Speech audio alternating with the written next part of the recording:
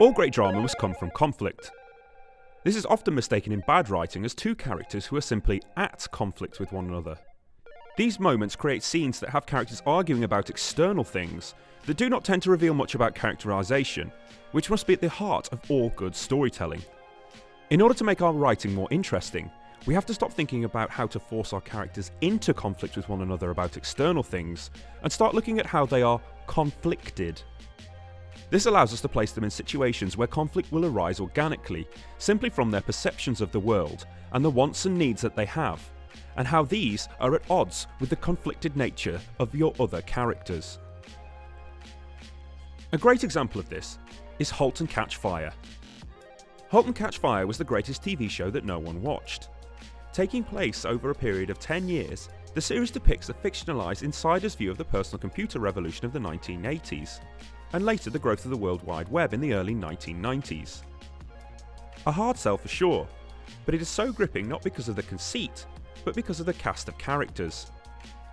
Today in 10 Minute Textualism, we're going to look at how each of the characters in the series have their own distinctive wants and needs that throw them headlong into being conflicted, and in their interactions with one another, open wounds that allow them to grow during the series. Joe Macmillan is looking to regain control. Not just control of everyone and everything, but even control of himself and his own emotions. When we first meet him, he is trying to make his own way in the world, having left IBM under a cloud. It is clear that he doesn't care about anyone or anything. Everything is business to him. However, there is a hint that he has a creeping insecurity, as he secretly knows that he needs the people around him, and understands that he is limited to just being the mouth of the operation. This results in self-destructive, reckless and impulsive behaviour. He is the Bat, a blunt instrument who comes in and destroys stuff simply because it can. However, in the scene where we see him first taking out his anger, it's against the things that he owns, showcasing his own feeling of self-loathing and resentment. Nothing appears to be at stake for Joe, which makes him a wild card. Characters frequently make reference to the fact that he has no idea what it is like to belong to a family, and mark him as an outsider who they know is trouble. He will eventually come to understand that he needs others, not just to help him in business, but also in life. It wasn't just that he needed Gordon to show him what to do in business, but also how to be a part of a family that the show builds as the seasons progress. Meanwhile, Gordon is looking for an alternative to what he has at the moment. He is torn between his family life that he has cultivated with Donna, and the belief that he is an undiscovered genius. He has trodden that road before, but when it didn't work out, things were even worse for him, with him now being rejected and having lost what is alluded to a large amount of money. In the beginning, he is almost resentful of his family, as he sees them as the reason that he can't be the great tech pioneer that he thought he could be. Gordon's call to adventure comes during the pitch meeting that Joe takes him to. The speech that Joe delivers isn't meant for the clients, but to awaken the desire within Gordon to be more than he currently is. This results in a dilemma for Gordon. Do I risk it all like I did the last time? Unlike Joe, Gordon has everything to lose. His money troubles are referenced frequently, as is his need to be a better family man and husband to Donna. This conflicted nature that he has is best encapsulated in the scene that he has in the car park after watching the movie, where he proclaims to his girls in the back seat that the symphonic was the best thing your dad ever did. Letting them know that he believes that his work was his greatest accomplishment, rather than his family. In direct contrast to Joe during the montage in the middle of the episode, Gordon is shown to be a creator, someone who takes their emotions and throws them into building things, rather than tearing them down. From this it is made clear that these two are the mirrors of one another, a pair that will clash because of their conflicted natures, but also assist in helping the other grow. Gordon eventually betrays his family and decides to strike it out with Joe to build the clone of the IBM. However, in order to begin his work on the machine, he needs to earth himself and has to use his wedding ring to do this.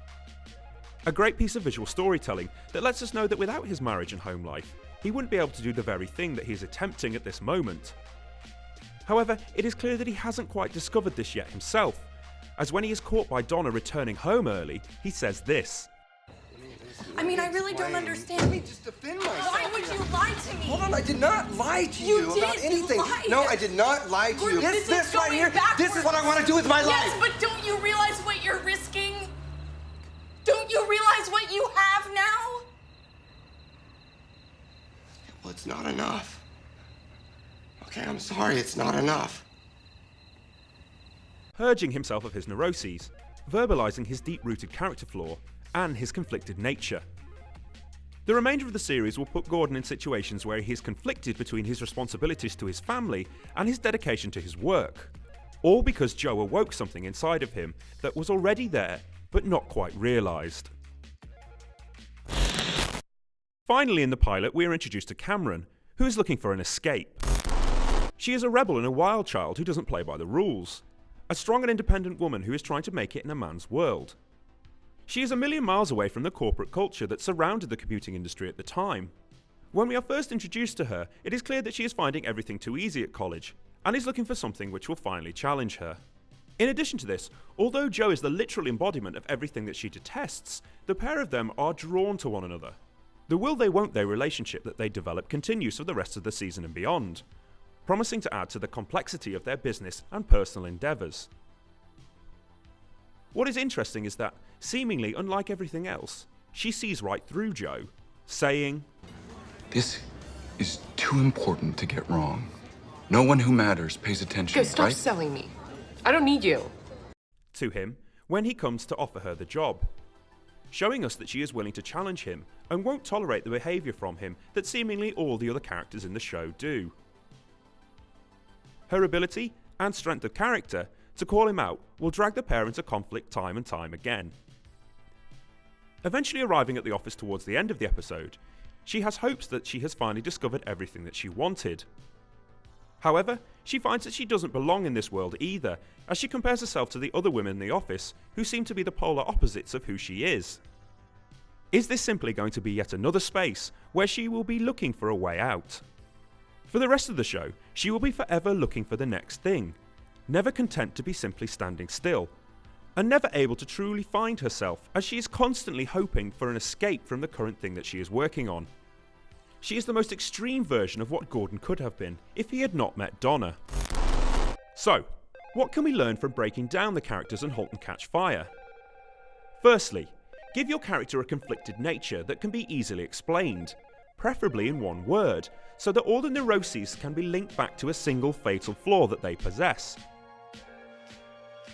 Number 2, make sure that each of your characters has unique traits that don't play nice with one another, and will have them arriving at situations where you are able to showcase their conflicted natures.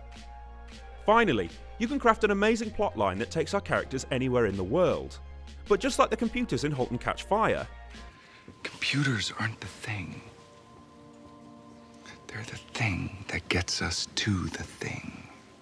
the real thing about our stories, what an audience will stay for, is the wondrous moment during their journey in an adventure world where our characters are able to experience a profound change and become who they needed to be all along, thanks to the experiences that they have had with others along the way.